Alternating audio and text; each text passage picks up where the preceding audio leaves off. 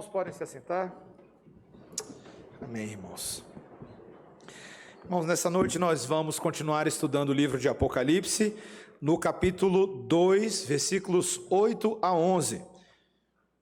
Vamos abrir a palavra do Senhor juntos em Apocalipse, capítulo 2, versículos 8 a 11. Nós estamos naquela sessão das 7 igrejas, e agora vamos lidar com a segunda igreja, a segunda carta direcionada a essas igrejas especiais que representam as igrejas do Senhor em todos os lugares.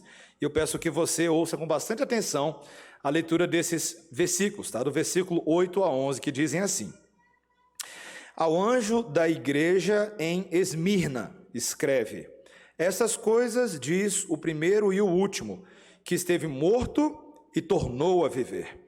Conheço a tua tribulação, a tua pobreza, mas tu és rico, e a blasfêmia dos que a si mesmos se declaram judeus e não são, sendo antes sinagoga de Satanás.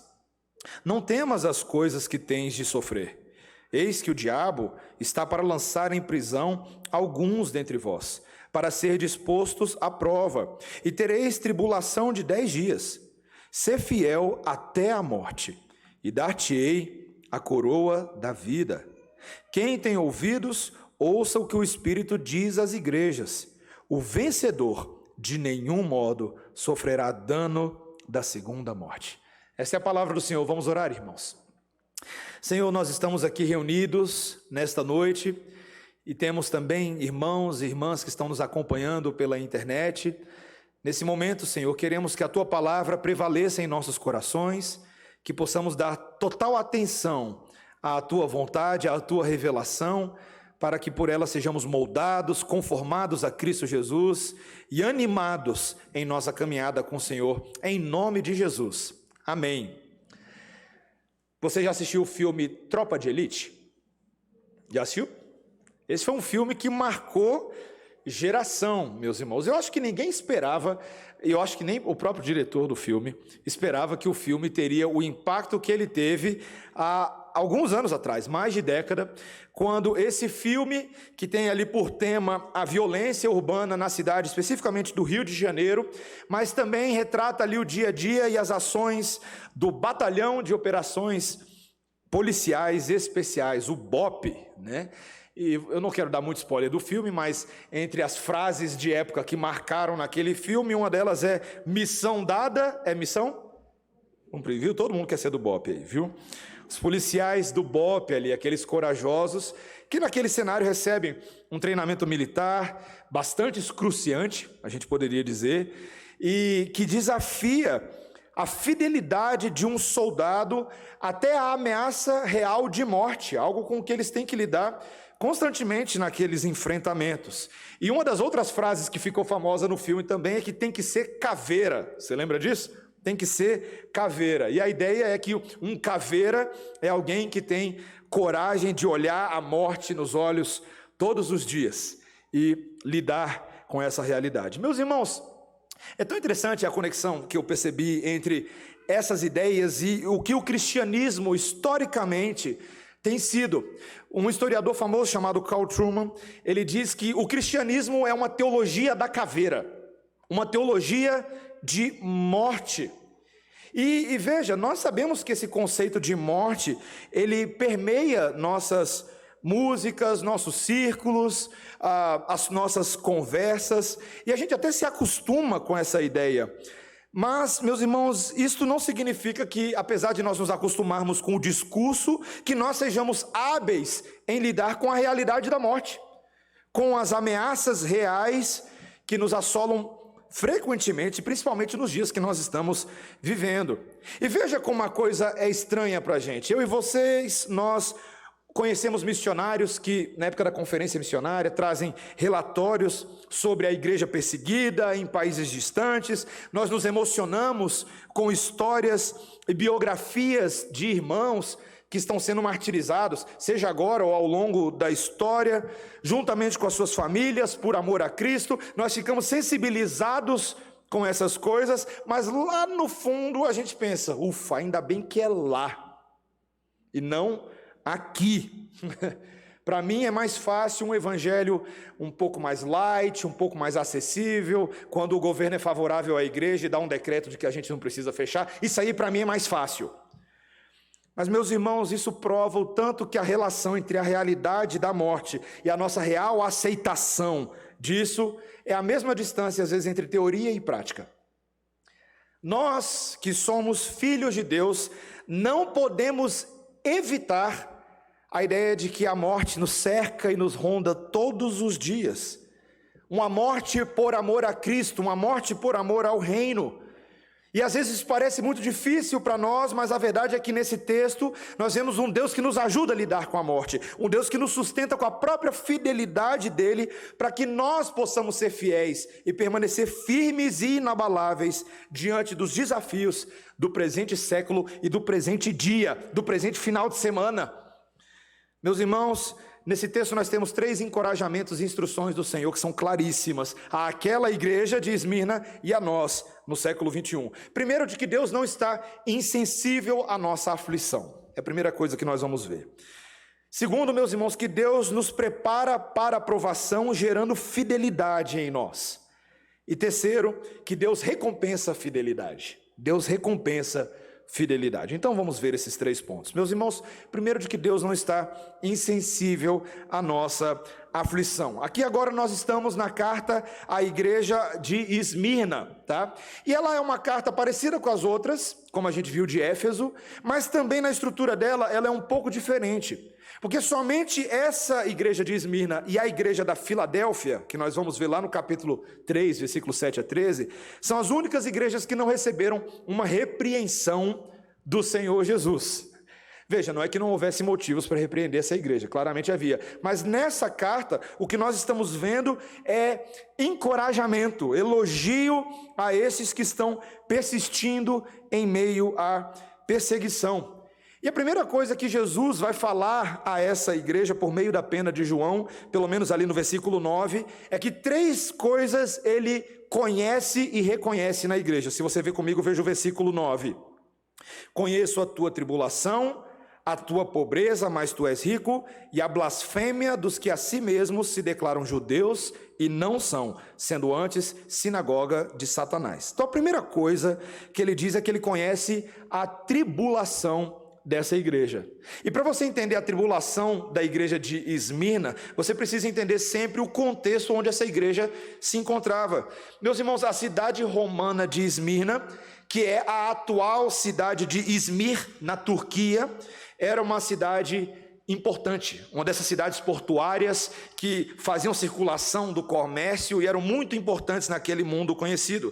E ela era conhecida pela sua biblioteca, ela tinha uma edificação em homenagem ao escritor Homero, que aparentemente era dessa cidade, ruas muito bem pavimentadas e bonitas, mas ela era conhecida também pelos seus templos provinciais de culto aos imperadores romanos. Tinha um templo lá para Tibério, tinha um templo para o imperador Adriano, mas o principal templo era dedicado a uma deusa chamada Cibele. Deusa Cibele, que também era conhecida como deusa mãe. Vou fazer uma ponte de curiosidade para você aqui, tá? Toda vez que você ouvir nos nossos dias algumas ideias como existe uma deusa dentro de você, tá? Já ouviu isso antes? Tá? Que existem deusas, né? E aí talvez aqui, é só de curiosidade mesmo, gente, o filme da Mulher Maravilha, tá? da Marvel não, da DC, tá? Ele trabalha um pouco com essa ideia de que essas heroínas, na verdade, a Mulher Maravilha, na verdade, eles pertencem a uma tribo de deusas, tá? De mulheres amazonas, guerreiras, superpoderosas, e a gente consegue traçar esses mitos modernos de Deus, quando você fala assim, tá? Por exemplo, a mãe natureza, você já ouviu isso antes? Tá? A mãe natureza, várias dessas ideias modernas, quando você vai traçando elas até a sua origem, você consegue identificar origens comuns aqui na deusa Cibele, a deusa dos romanos, tá? E essa deusa era retratada em moedas que circulavam na cidade de Esmirna, e eram moedas que tinham uma coroa. Várias das muralhas da cidade, inclusive algumas edificações que ficavam no alto do Monte Pagos, eram construídas em forma de coroa. E Esmirna, meus irmãos, era representada e ela era famosa pelas suas competições esportivas. Você sabe, já deve ter visto em filme, que os romanos gostavam de esportes de arena. E Esmirna era uma dessas principais cidades. E o prêmio para um vencedor de uma certa competição esportiva era dado em forma de coroa, como se fosse um presente da deusa Cibele. Ou seja, Cibele, meus irmãos, era a deusa dos vencedores. Então, meus irmãos, veja que interessante, essa igreja estava no meio de um contexto onde ser um vencedor em Esmirna era adorar Cibele. Isso é ser um vencedor. Se você adorasse qualquer outro deus, talvez esse Deus que os hebreus cristãos aí adoram, esse tal de Jesus Cristo de Nazaré, um carpinteiro que morreu numa cruz como um criminoso, isso não era considerado vitória para ninguém. Na verdade, você seria um perdedor para os romanos. Ou seja, pensa agora na pressão que essa igreja está sofrendo, a humilhação religiosa de ser considerado um séquito de perdedores. Não são adoradores de Cibele, portanto, não tem nenhum valor social. Então essa seria a primeira tribulação. A segunda tribulação, meus irmãos, que ele diz aí, é que eu conheço a tua pobreza. Claramente, meus irmãos, essa era uma igreja que estava sendo afligida particularmente por uma situação social desfavorável. Aparentemente, alguns historiadores colocam que eles estavam sofrendo, os crentes, uma severa indisposição financeira, justamente por causa da condição deles como crentes naquela cidade. Eram rejeitados, não tinham oportunidade de emprego como outros e eram pobres. Mas o texto diz que, apesar da pobreza, Jesus reconhece que tu és rico. Interessante, né, meus irmãos? Eles eram materialmente pobres, porém espiritualmente ricos. Contando um pouco dessa situação social que era tão comum no mundo antigo, quando, por exemplo, Tiago escreveu a sua carta, lá no capítulo 2, versículo 5, Tiago 2,5, ele escreve, por exemplo: ouvi, meus amados irmãos, não escolheu Deus os que para o mundo são pobres, para serem ricos em fé e herdeiros do reino que ele prometeu aos que o amam. Ou seja, meus irmãos, não quer dizer que Deus só converte pobres, tá? Mas é comum perceber esse fenômeno do crescimento do cristianismo entre muitos que não tinham muitas propriedades, não tinham muitas riquezas. Essa igreja aqui é o oposto lá dos crentes de Laodiceia, que nós vamos ver, que se achavam muito afluentes, mas que aos olhos de Cristo estavam em falência. Meus irmãos, e claramente, deixa eu só fazer uma aplicação bem rápida para nós aqui, nem é o ponto central do sermão, mas pobreza material não pode ser desculpa para infidelidade. Ponto final. Eu e você, nessa noite, nós nunca poderemos usar as faltas e ausências que virão com a pandemia, desemprego, como desculpa para pecar contra Deus ou sermos infiéis. Essa igreja prova para a gente que não, e é elogiada por isso. Pelo contrário, temos textos como, por exemplo, 2 Coríntios 6,10, no qual o apóstolo Paulo diz que os crentes até podem estar entristecidos, mas sempre alegres. E ele diz, pobres, mas enriquecendo a muitos. Ele estava falando lá do exemplo da igreja da Macedônia, que não tendo nada, possuíam tudo. Está lá, 2 Coríntios capítulo 6, versículo 10. Por quê, meus irmãos? Porque a nossa verdadeira riqueza não depende das circunstâncias desse mundo, mas depende daquele que é o Senhor da vida e nos abençoou nas regiões celestiais, como Paulo diz lá em Efésios 1:18, aquele que abre os nossos olhos, ilumina o nosso coração, para sabermos qual é a riqueza da glória da herança dos santos. Estar em Cristo é a maior riqueza de todos, meus irmãos. Mas veja, então, existe o problema da tribulação, existe o problema da pobreza, mas existia também um problema muito curioso que ele diz aí no versículo 9. Veja comigo de novo, na segunda metade, quando ele diz: e a blasfêmia dos que a si mesmos se declaram judeus e não são, sendo antes sinagogas de Satanás. Meus irmãos, os arqueólogos mostram que algumas inscrições antigas dessa cidade de Esmirna apontavam para uma presença judaica considerável nessa cidade.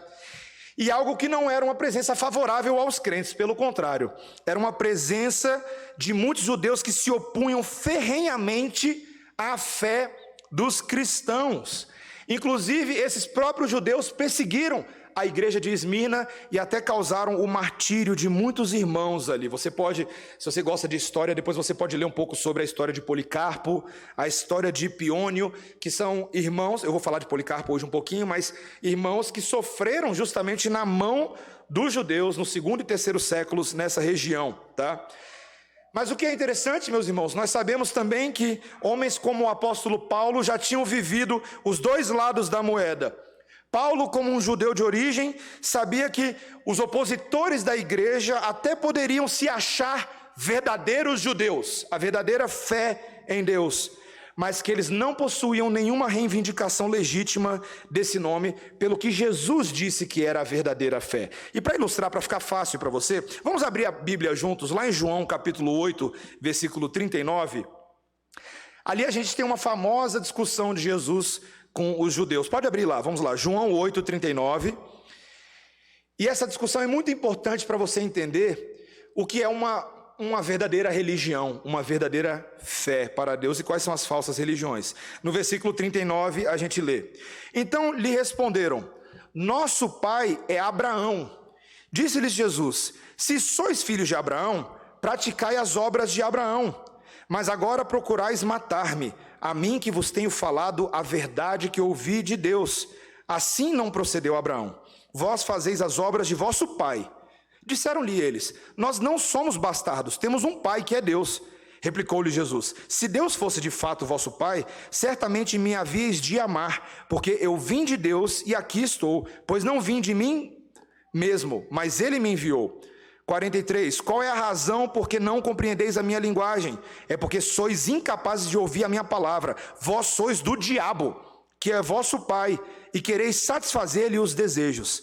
Ele foi homicida desde o princípio e jamais se firmou na verdade, porque nele não há verdade. Quando ele profere mentira, fala do que lhe é próprio, porque é mentiroso e pai da mentira. Meus irmãos, Jesus está virando para os judeus, pode voltar lá para Apocalipse capítulo 2, tá?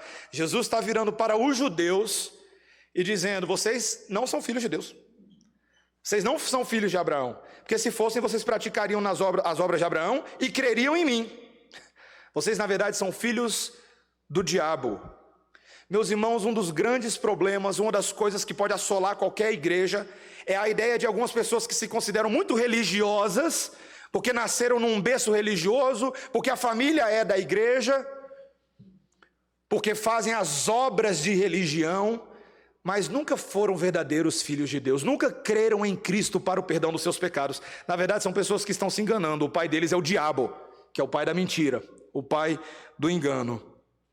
E é por isso, meus irmãos, apenas um comentário, é por isso que a nossa confissão de fé faz um comentário de que certas igrejas, que se consideram igrejas verdadeiras, mas se não se mantiverem na doutrina, podem se degenerar a tal ponto de se tornarem sinagogas de Satanás. E é daí que a Igreja Presbiteriana do Brasil e outras denominações sérias declaram quem é seita e quem não é. Quem a gente tem fraternidade e quem a gente não tem fraternidade. Eu não vou citar nomes agora, mas você sabe que é exatamente isso que acontece. Tem alguns que se dizem crentes, mas não são, meus irmãos. Porque não são igrejas que possuem as verdadeiras marcas do Evangelho. A marca da palavra, a marca da doutrina, a marca da retidão e a marca da verdadeira ação do Espírito Santo por meio da palavra. Meus irmãos, para que eu estou falando tudo isso? Porque essa igreja está lidando com todos esses problemas. Todos esses problemas ao mesmo tempo. Meus irmãos, uma das coisas que nós, como conselho, a gente tenta fazer toda semana é reduzir a lista de problemas para lidar. Ninguém gosta de acúmulo de problema. Todo mundo quer cortar problema pela metade. Mas tem semana, reunião do conselho, que a gente pega lá a salada, parece que é só pepino, abacaxi. É feio o negócio. Era muito problema para uma igreja só. Era a cidade, eram os religiosos, era a pobreza material. Mas eles têm um consolo de um Deus que diz: eu conheço vocês, eu conheço o que vocês estão passando. Meus irmãos, Deus não estava insensível à aflição dessa igreja.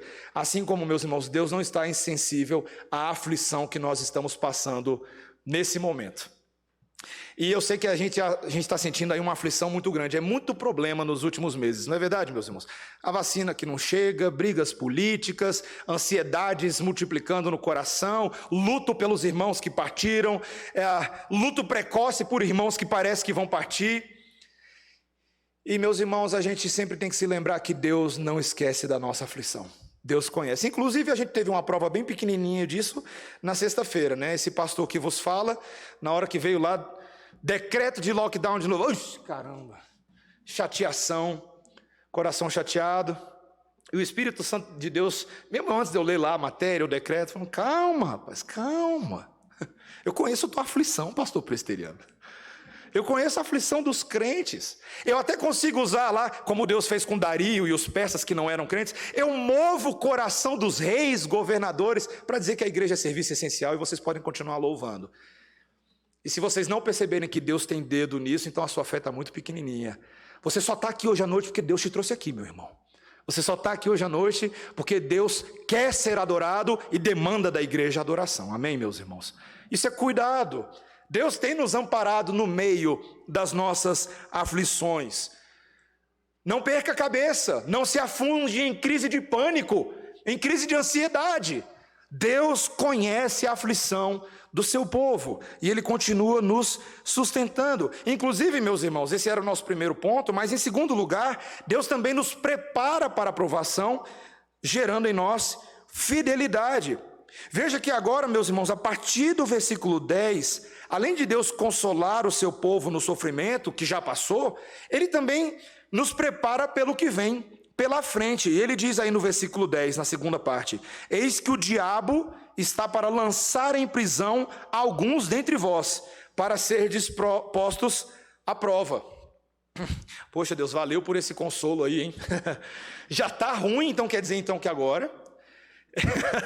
Você vai ler esse texto falando assim, parece brincadeira, mas quer dizer então que agora o diabo vai lançar na prisão alguns dentre nós. E alguns detalhes aqui, meus irmãos. Em primeiro lugar, a ação do diabo tão esclarecida nesse texto, não é verdade?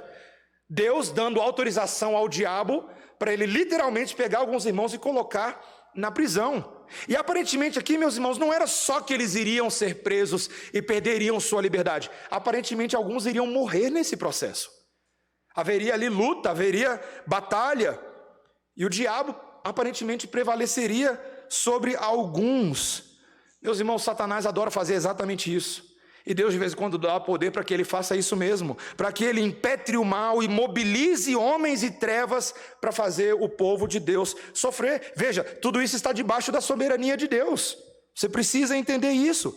E aqui o texto diz que eles iriam sofrer um período de prova de 10 dias, tribulação de 10 dias. Nós não temos muitos detalhes, meus irmãos, do que significa essa tribulação de 10 dias. Eu me lembro que na Bíblia nós temos outros que sofreram 10 dias, né? Sadraque, Mesaque, Abidnego e Daniel, né? Quando decidiram não comer da comida do rei por 10 dias, imagina aí um jejum só de água e legumes, né? Mas, meus irmãos, nós temos aqui a imagem de um povo que foi perseguido e continuará sendo perseguido. Deixa eu fazer uma pergunta para você, meu irmão e minha irmã, essa noite. O quanto que você conhece da situação da igreja perseguida no mundo? Quando eu preguei esse sermão pela primeira vez, em 2017, quando a gente iniciou essa série de Apocalipse e não avançou, eu lembro que eu tinha colocado, na semana que eu estava pesquisando o sermão, no meu Facebook, um post de que o cristianismo é a religião mais perseguida do mundo. E fui zombado por várias pessoas quando eu coloquei esse post. Aí eu fiquei invocado, falei, vocês acham que não, né? E aí eu fiz uma pesquisa, e se você quiser pesquisar e entender um pouco mais a situação da igreja perseguida no mundo, conheça o trabalho da Missão Portas Abertas. Nós estamos falando de uma agência seríssima, uma organização mundial com mais de 60 anos de atuação, e que tem publicado sobre a situação da igreja perseguida no mundo. E os dados deles em 2017... era de que haviam cerca de 215 milhões de cristãos perseguidos no mundo. 215 milhões, com diferentes graus de violência e pressão, e números que no primeiro momento tem gente até que acha que é exagerado, mas essa é uma pesquisa minuciosa e conta com a auditoria de uma das principais universidades europeias, fora da igreja, para ajudar nessa pesquisa. E segundo os dados, Os países da África, só eles representam 1/3 desses países perseguidos e têm seus conflitos de perseguição motivados principalmente por guerra civil, mas também por grupos islâmicos extremistas que não aceitam o cristianismo em hipótese alguma. Nós estamos falando do Boko Haram, do Seleka, do Al-Shabaab, e que atuam intensivamente na região. Você sabe como ano passado e ano retrasado nós estivemos orando pela igreja nigeriana. O que está acontecendo lá? Coisas que sequer alcançam a notícia de grandes massas. Genocídios que são tratados como uma nota de rodapé, mas são terríveis nesse momento. Se você conhece ou já leu um pouquinho sobre a situação do cristianismo na Coreia do Norte, você sabe que quase não tem uma situação para contar. Por quê? Porque é o país mais fechado do mundo para o cristianismo. O cristianismo ali é hostil, é totalmente religião dos ocidentais. Os cristãos que existem tentam esconder a sua fé para evitarem ser presos, são enviados a campos de concentração para trabalhos forçados. É esperado, segundo as leis do país, que os cidadãos adorem somente a família Kim, que governa o país há mais de 70 anos. Pretensiosos nem um pouco, né? Adorar uma família.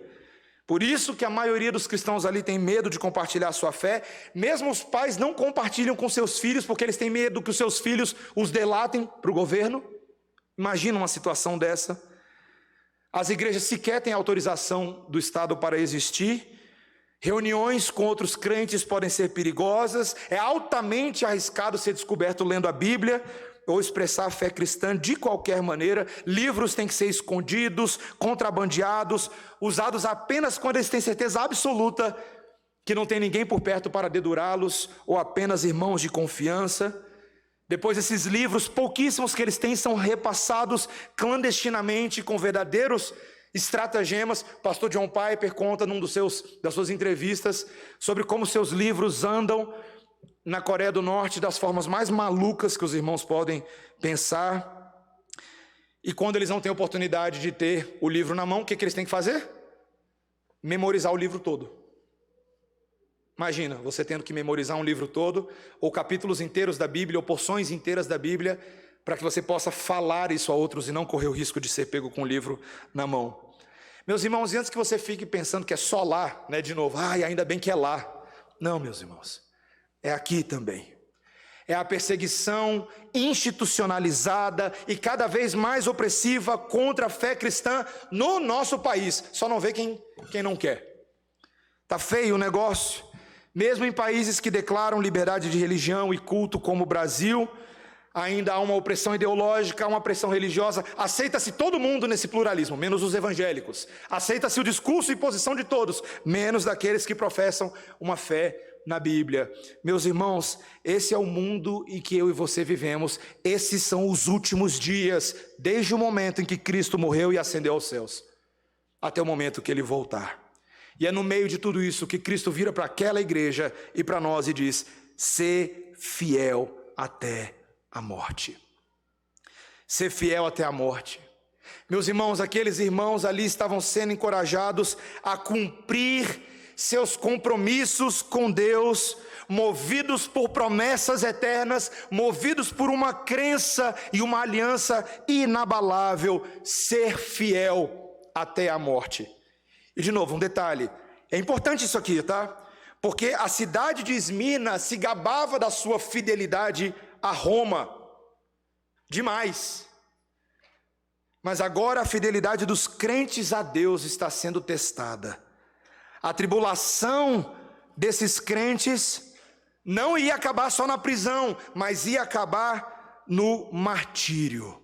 No martírio.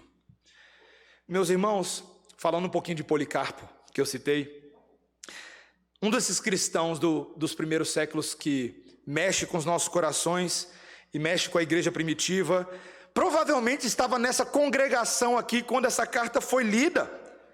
Nós estamos falando de Policarpo, que mais tarde veio a se tornar pastor e bispo de Esmirna e foi martirizado por volta do ano 160 depois de Cristo. E no julgamento de Policarpo, olha que interessante isso, ele foi ordenado a amaldiçoar Cristo. Veja, eu não estou falando só negar Cristo não, tá? Amaldiçoar Cristo. Foi a ordem que ele recebeu. E sabe qual foi a famosa resposta de Policarpo, que tem atravessado gerações da igreja? Ele diz, aquele já senhor de idade: eu tenho servido o Senhor por 86 anos e tenho recebido apenas o bem dele. Como posso eu blasfemar contra o meu rei? E ali, meus irmãos, então, foi declarado o julgamento desse homem. Ele foi queimado vivo na estaca por recusar a acender incenso para o imperador romano. Meus irmãos, eu quero perguntar a vocês, faço uma pergunta olhando para você nesse momento: você é uma pessoa fiel? Você é uma pessoa fiel? Veja, tem pessoas que se julgam muito fiéis a várias coisas por aí, não é verdade? Time de futebol, inclusive tem um certo time de futebol aí, né, que a torcida se chama Gaviões da Fiel, né? Inclusive esse time de futebol tem se tornado muito querido ao meu coração recentemente, por causa da aglomeração que nós criamos aí, o Flagremintians. Flamengo, Grêmio e Corinthians, quem está acompanhando sabe. Meus irmãos, mas eu não estou falando de fidelidade esportiva, tá? Essa aí, na verdade, é até fácil. Tem muita gente que é viciada no seu time de futebol. Nós estamos falando daquela fidelidade a Cristo que é verificada nas coisas mais ordinárias do dia a dia, nas coisas mais simples. Meus irmãos, eu estou falando de fidelidade a Cristo até a morte, na hora de honrar compromissos assumidos no cotidiano. Fidelidade a Cristo na hora de ser ético no ambiente de trabalho. Fidelidade a Cristo quando ninguém está olhando o que você faz, quando você está em secreto. Fidelidade a Cristo por meio da fidelidade aos votos de casamento. Você lembra quando você falou que você ia ser exclusivamente do seu cônjuge, assim como você exclusivamente é de Cristo? Quando a gente já afirmou que nós não teríamos olhos para mais ninguém, que você respeitaria o seu cônjuge, cuidaria dele e o amaria de verdade, com seu tempo e com seu coração, até a morte. Fidelidade a Cristo, meus irmãos, na hora de cumprir os seus votos de membresia na igreja.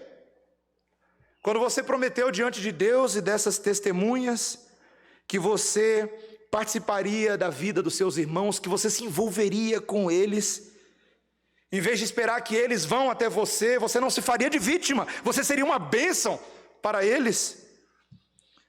Quando você se submete aos seus líderes, ser fiel nisso. Quando você é fiel ao colocar os seus dons à disposição de Cristo para servir e amparar os seus irmãos na dificuldade deles. Meus irmãos, eu estou falando de fidelidade a Cristo quando os pais fazem votos de batismo infantil em nome dos seus filhos, quando prometem ler a Bíblia e orar com eles todos os dias. Como é que vai a fidelidade aí, papais e mamães? Quando prometem trazer os seus filhos à casa do Senhor, de instruí-los e discipliná-los, não do seu jeito, mas do jeito de Deus, até a morte. Não é para bater no seu filho até a morte, não, tá? É para você ser fiel até a morte.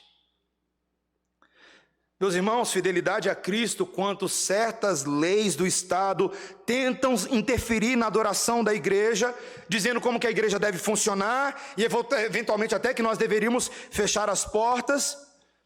E aí você percebe que o problema é mais embaixo, porque a pandemia e os decretos estão fechando as portas do nosso coração. E nem para assistir culto na internet ou acompanhar nada disso, muitos estão fazendo. Meus irmãos, é tão fácil pular para Jesus, gritar para Jesus, dar estrelinha para Jesus quando tudo está favorável. Mas é bem mais difícil ser fiel até a morte quando as circunstâncias aparentam não cooperar para o bem daqueles que amam a Deus. E antes que você fica soberbo falando: nossa, pastor, ainda bem que eu nunca vacilei em nenhuma dessas coisas. Como é que vai a sua fidelidade até a morte na hora de lidar com o seu pecado?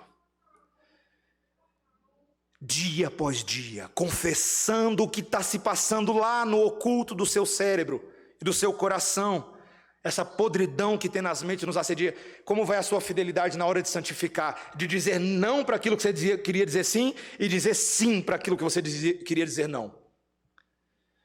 Até a morte. Você está vendo, meus irmãos, que você não precisa ser missionário entre os Tembé ou no Tibé para ser fiel? Porque nesse momento, Deus está te preparando para toda aprovação, te chamando a ser fiel. Fiel como Ele é fiel.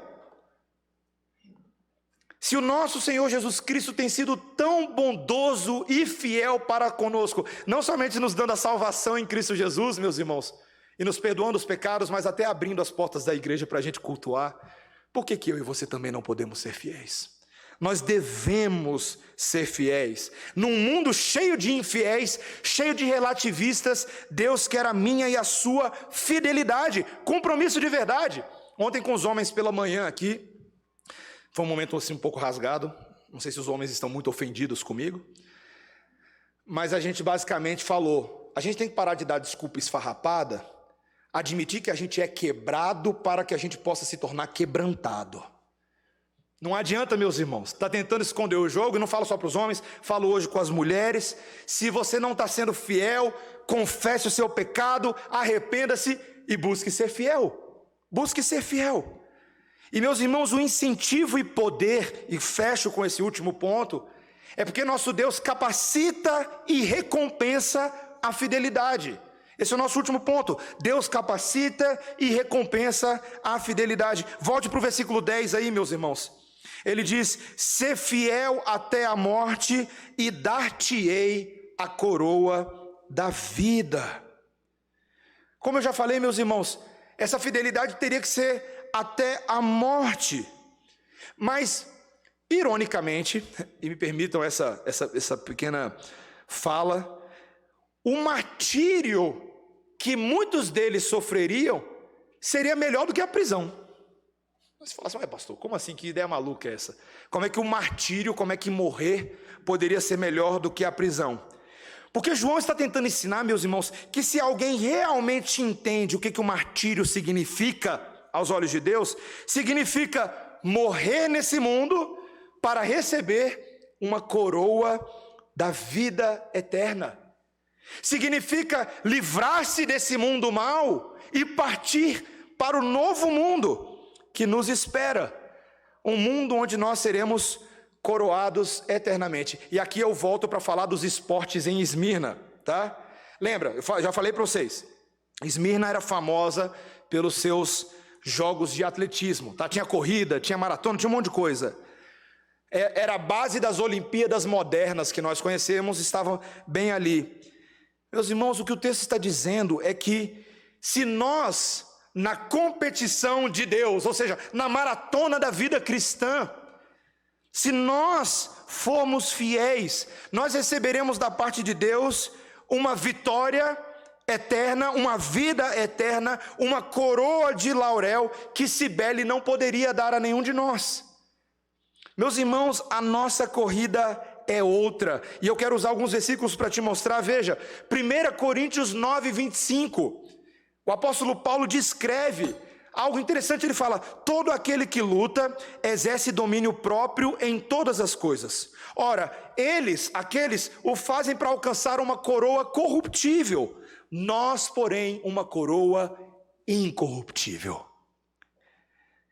Ele descreve lá em 2 Timóteo capítulo 4, quando ele já estava ali na reta final, tá? Quando Paulo já estava bem velhinho, prestes a bater as botas, ele diz, como encorajamento ao seu jovem discípulo Timóteo, ele diz: combati o bom combate, acabei a carreira, guardei a fé, desde agora a coroa da justiça me está guardada, o qual o Senhor justo juiz me dará naquele dia, e não somente a mim, mas também a todos os que amarem a sua vinda.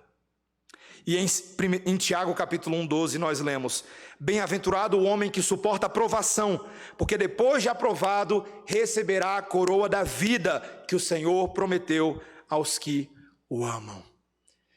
Meus irmãos, essa coroa, ela é claramente descrita aqui nesse texto. Olha aí o versículo 11, veja aí comigo, acompanha a leitura do versículo 11. Quem tem ouvidos, ouça o que o Espírito diz às igrejas: o vencedor de nenhum modo sofrerá dano da segunda morte.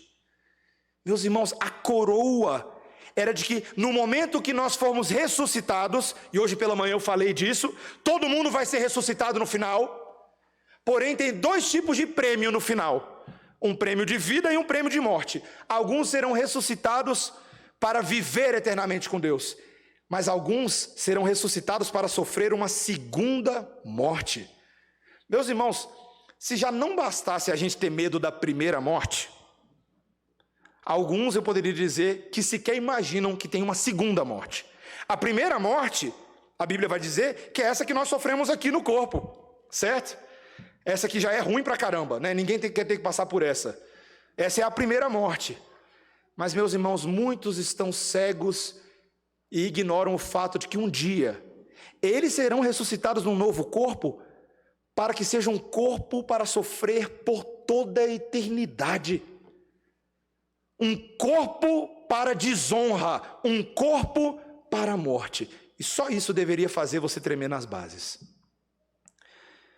Meus irmãos, a coroa dos vencedores é não ter que passar por isso. A coroa dos vencedores é até ter que passar pela primeira morte se acontecer, mas é não ter que passar pela segunda. Na verdade, é passar para uma entrada nos páramos de Deus e ser livre de qualquer ameaça e medo da morte por toda a eternidade. E aí, meu irmão, minha irmã, você pode se perguntar: pastor, eu não sei se eu dou conta de correr para ganhar esse prêmio, não. Porque, pastor, se você conhecesse a minha vida, você sabe que eu sou o tipo de maratonista que eu não consigo nem amarrar o cadastro dos meus sapatos espirituais para correr. Eu não consigo nem fazer alongamento espiritual, Senhor. Né? Para começar, meus irmãos, se você é daqueles crentes que antes mesmo de começar a ler a Bíblia, você fala: Senhor, me dá misericórdia para ler a Bíblia, aí você já dormiu. É porque a coisa está feia para o seu lado e para o meu também, né? Meus irmãos, como é que alguém consegue ganhar uma coroa dessa? Você talvez é daquele tipo de pessoa que nunca ganhou nem medalha de participação na escola. Meus irmãos, deixa eu contar uma coisa para vocês. Eu sou uma pessoa que nem medalha de participação eu ganhei na escola. Eu ganhei algumas medalhas na vida, mas teve uma vez que teve lá uma competição e eu não ganhei, obviamente, fui um dos últimos, aí deram medalha de participação para todo mundo e acabaram as medalhas de participação. Lá no Mackenzie, quando eu estudava lá. Meus irmãos, as minhas e as suas obras não são capazes de fazer a gente nem cheirar a medalha de participação. A gente nem merecia estar aqui hoje à noite.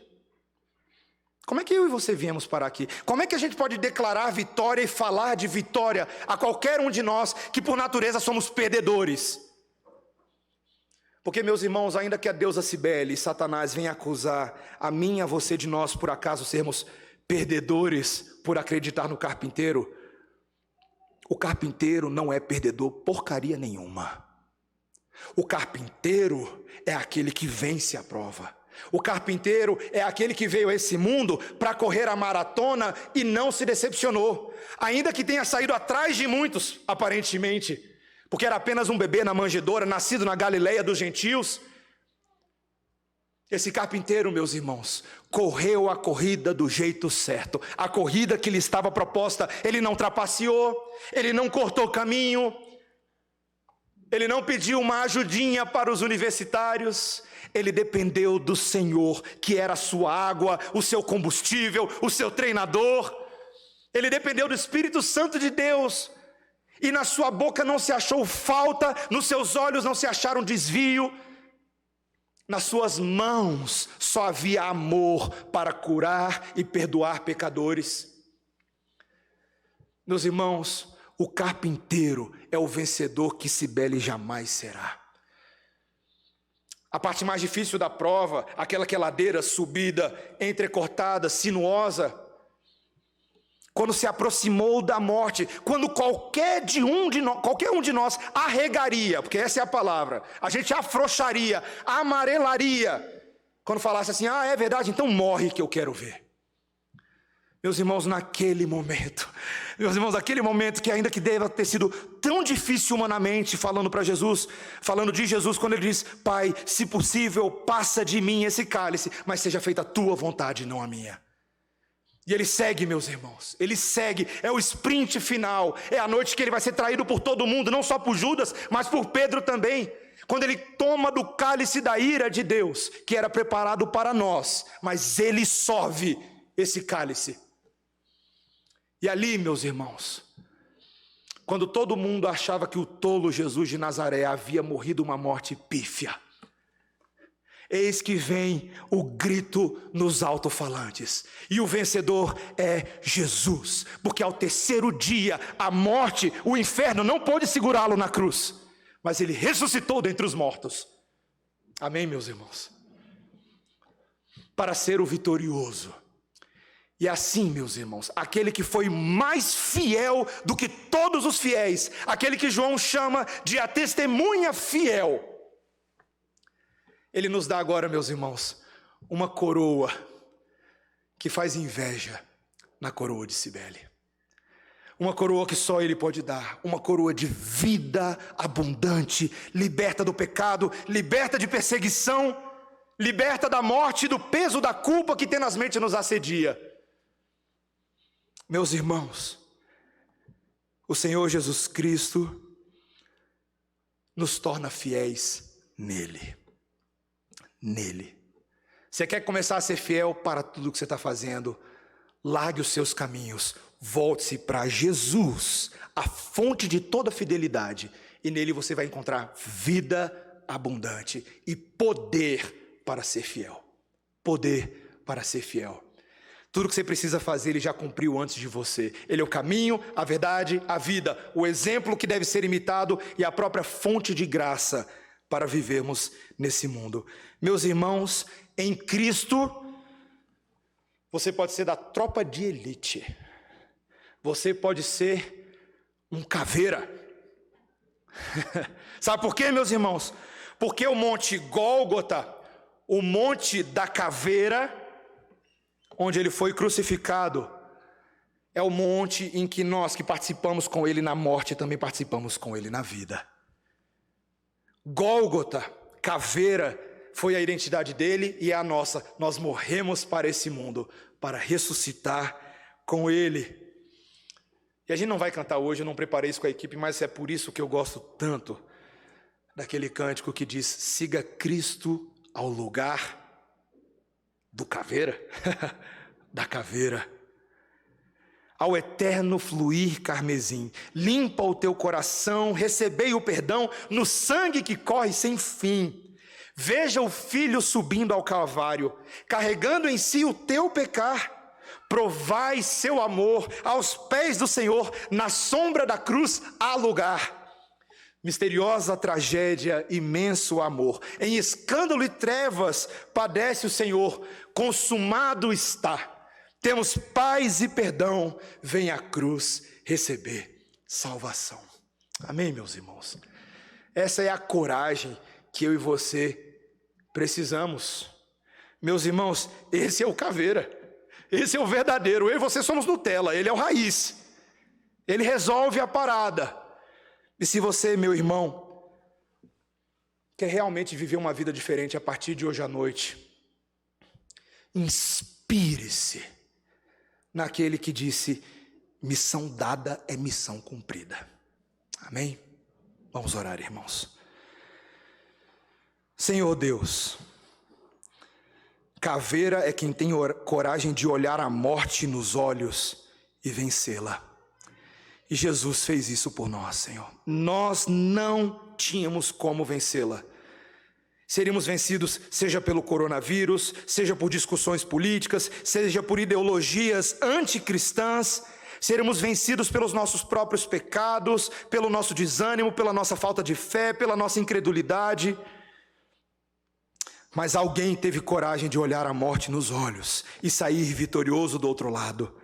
Senhor, nós exaltamos e magnificamos o nome de Jesus, o nosso Senhor, o nosso vencedor, que correu a corrida em nosso lugar e nele nos torna verdadeiramente vitoriosos. Senhor, abençoa-nos para que essa teologia da morte não seja tão assustadora quando nós percebermos que alguém venceu a morte por nós e nos ajuda a sermos fiéis. Senhor, nós queremos ser fiéis como fiel é o nosso Senhor Jesus. Senhor, ajuda-nos a sermos fiéis no trabalho, Senhor, na faculdade, na escola. Ajuda-nos a sermos fiéis quando ninguém está olhando, a sermos fiéis com relação aos nossos cônjuges, seja perto deles ou longe deles. Ajuda-nos a sermos fiéis como solteiros, Senhor. Ajuda-nos a sermos fiéis aos votos que fazemos como crentes. Quando somos perseguidos e motivo de chacota por causa da nossa fé, Senhor. Ajuda-nos a sermos fiéis juntos com os nossos irmãos que estão sendo perseguidos em todas as partes do globo, Senhor. Mas ajuda-nos a sermos também cheios de esperança e de amor, porque Cristo, o fiel, fará a sua igreja prosperar contra as portas do inferno. Senhor, essa é a nossa esperança até a morte, em nome de Jesus. Amém.